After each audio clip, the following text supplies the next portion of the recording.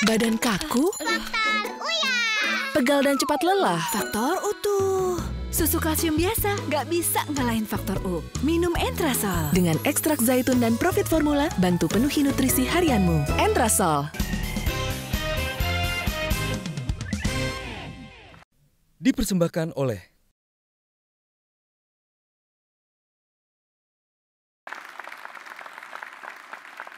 Jika bertemu dengan dia, apa yang terlintas di pikiran Anda? Gayanya yang nyentrik atau sosoknya sebagai ibu yang tangguh? Kerap berbeda pendapat dengan rekan-rekan sejawat, seperti apa kecintaannya terhadap Laut Indonesia. Namanya berkali-kali muncul dalam survei elektabilitas. Akankah ia turut serta dalam perebutan kursi RI 2 tahun depan? Temukan jawabannya di Q&A. Saya Andini Effendi. Jangan ragu bertanya karena setiap pertanyaan selalu ada jawaban. Susi Pujiastuti dikenal sebagai sosok yang mandiri dan bekerja keras sejak masa mudanya. Di usia 18 tahun, Susi mulai belajar berdagang.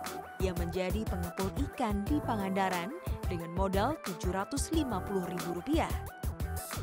Selama belasan tahun, Susi mengembangkan bisnisnya hingga dapat mendirikan pabrik pengolahan ikan dengan nama PT Alsi Pujiastuti Marine Product. Tak hanya itu, Susi juga melebarkan sayap ke bisnis transportasi. Pada 2004, Susi membeli sebuah pesawat Cessna Caravan untuk mengangkut pasokan ikan miliknya. Seiring berjalannya waktu, Susi membuka bisnis penyewaan pesawat dengan nama PT Alsi Pujiastuti Aviation.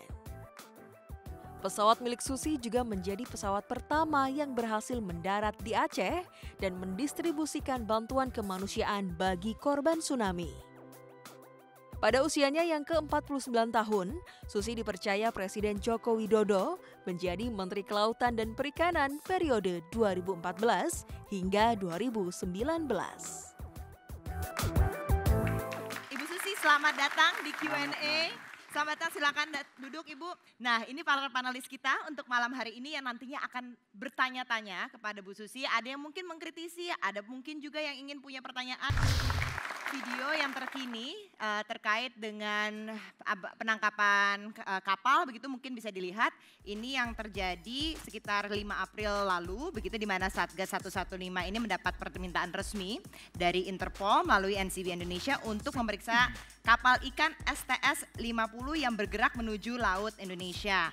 Nah, kalau dari Bu Susi sendiri di sini menyatakan bahwa menduga kuat kapal ini tidak melakukan pencurian ikan di wilayah perairan Indonesia. Tapi ini hanya menunggu di luar garis ZEE Indonesia dan menerima kiriman ikan dari kapal-kapal Indonesia atau transshipment. Betul Bu? Ini dugaan Ibu? Dia sudah 2 kali ditangkap, satu oleh China, satu oleh Mozambik tapi lari. Kemudian Interpol minta kepada kita dan memang kita juga ada pengamatan beberapa kapal itu melakukan transshipment. Bahkan bukan di high seas, kadang-kadang di high seas. Tetapi dari kapal-kapal Indonesia, menampung dari kapal-kapal Indonesia. Jadi pendalaman masih terus kita lakukan. Dan ini memang modus baru untuk pencurian ikan Indonesia? Bukan pencurian, sebetulnya itu seperti unrepotedkan. Jadi ya vice versa sama dengan pencurian.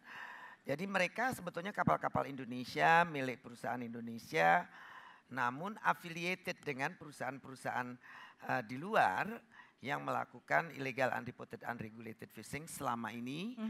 Nah mereka nangkep, namun mereka kirim di tengah laut, di transship di tengah laut. Oke, dan selama berdasarkan data yang sudah dimiliki oleh KKP begitu dengan kebijakan Bu Susi selama ini, apakah jumlah pencurian ikan ini dengan berbagai modus yang sudah ada berkurang?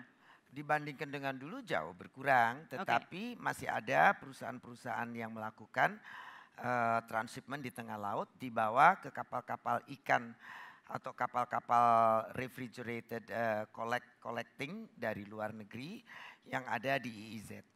Dan kebanyakan mereka kapal-kapal collecting ini kapal-kapal ilegal, kapal-kapal stateless. Stateless itu karena mereka benderanya di kapal STS ini ada 8. Mereka juga berganti-ganti nama, berganti-ganti negara bendera. Jadi waktu kita tangkap, mereka pakai bendera Kamboja. Oke, baik. Nah, kebijakan Bu Susi, ini kalau secara hukum ternyata juga banyak yang menyayangkan begitu ya. Salah satunya juga dari anggota Dewan yang mengatakan kalau dulu soal penenggelaman kapal nih Bu, banyak yang sebenarnya tidak setuju. Kang Asep, silakan. Ya. Bu Susi kan dikenal salah satu menteri di era kabinet Jokowi ini yang poncer. Ada keberaniannya soal kata tenggelam menenggelamkan, Bu. Ya. Tanpa ada kabinet Bu Susi di kabinet, kayaknya nggak rame kabinetnya Jokowi. Ya. Nah, dan kejadian tadi ada kapal jelas-jelas ilegal, Bu. Kenapa sih nggak ditenggelamkan? Jangan-jangan karena Ibu kemarin takut sama satu Menko atau orang nomor 2 gitu. Jadi saya nggak berani nenggelaminnya gitu. Padahal tinggal tenggelamin aja, Bu. Kan benar susah. Bu, emang ada ketakutan? Yang boleh ditenggelamkan berdasarkan undang-undang langsung itu kalau yang ketangkap tangan sedang mencuri ikan, Pak. Ya. Nah, kapal ini tidak tertangkap tangan sedang mencuri ikan. Jadi kapal ini kita trace beberapa hari. Saya ada informasi sendiri, lalu Interpol juga mengirim kepada kita. Tanggal 2 sudah memberitahu bahwa kapal ini telah dicari oleh Interpol beberapa tahun dan dia sudah pernah ditangkap, cuma lari. Nah, jadi kalau ketangkap tangan dan melawan memang kita perintahkan anak-anak di PSDKP maupun di Angkatan Laut pasti ditembak. Itu Pak, tapi kalau mereka tidak melawan, tidak melakukan penangkapan, ya kita mau jadi orang baik juga kok Pak, walaupun tegas dalam hukum. Tapi faktanya kan kenyataan mereka menampung ikan-ikan Indonesia, mereka ya, mencuri ikan-ikan kita. Betul, itu fakta bahwa mereka mencuri gitu kan. Kenapa harus tertangkap tapi tangan? belum terjadi Pak, belum terjadi. Pak baru mulai, biasa aja tensinya. Acara baru mulai. Yang lain tegang Pak, yang lain ikut tegang. Kalau nggak gini nggak rame. Ya santai dulu dong Pak. Bang Hotman kayaknya punya pertanyaan Bang Hotman. Ya, biar rame langsung Hotman. Saya sudah 35 tahun melanglang di dunia praktek hukum dengan berbagai bule dan bahkan saya 4 tahun di law firm yang lawyernya 700 di Sydney. Tapi seperti saya bilang di IG saya, I'm so surprised justru ibu mempermalukan banyak profesor hukum. Karena ibu berhasil menemukan suatu legal mind yang sangat klop, yaitu kapal berbendera Indonesia, punya kewarganegaraan sendiri, sehingga dia subjek hukum, sehingga intinya tidak perlu dipanggil ownernya lagi, eksekusi aja langsung. Pertanyaan saya, how do you get this idea? Why you so smart gitu loh.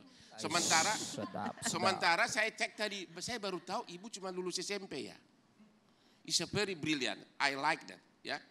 Yang kedua, pada saat eksekusi kapal hanya take a few days. Itu kalau melalui proses penyidikan bisa 2,5 tahun. Pertanyaan saya, untuk proses cerai atau untuk nafkah susu bayi di Indonesia, ya serius. It takes 3 tahun Bu, hanya untuk cerai sama untuk nafkah susu bayi. Pertanyaan saya, kenapa ibu tidak berjuang agar your idea yang sangat legal mind itu diterapkan menteri lain gitu loh. Can you do that? Silakan Bu Susi. Kenapa saya punya ide bahwa ya sebetulnya logika saja Pak. Kan law legal itu kan harus logis. Kalau tidak logis, tidak masuk akal, ya harus sama. Tidak masuk akal harus drop by the law, kan itu for the law. Untuk hukum semua hal yang tidak masuk akal ya harus di-dropkan. Dan saya pikir kenapa IMO Internasional membuat kewarganegaraan untuk kapal, ya karena kapal tidak dianggap hanya sebagai pasif aktor, tapi adalah aktif aktor. Legal standing sendiri maksudnya begitu? Ya karena dia dia kan bisa intruding Pak, bisa digerakkan, bisa menjadi vehicle kejahatan. Bukan sekedar kayak barang bukti cangkir, gelas, atau mobil, berbeda Pak. Dan dengan adanya kewarganegaraan ini, ya kita mestinya jangan sayang-sayang untuk menghukum. Dan dari kerugian yang disebabkan oleh kapal-kapal pencuri ikan itu besar sekali. Kalau kita denda, itu yang kita denda misalnya 10 juta dolar, hasil dia juga setahun 10 juta dolar. Jadi ya mereka akan balik lagi nyuri seperti itu. Maksud saya ide seperti itu sangat brilian. Kenapa ibu tidak perjuangkan juga untuk institusi lain? Mempertahankan penenggelaman kapal aja saya masih harus berantem Pak. Oh begitu. Apalagi mengeluarkan ide buat berantem yang lain. Iya, energi saya habis.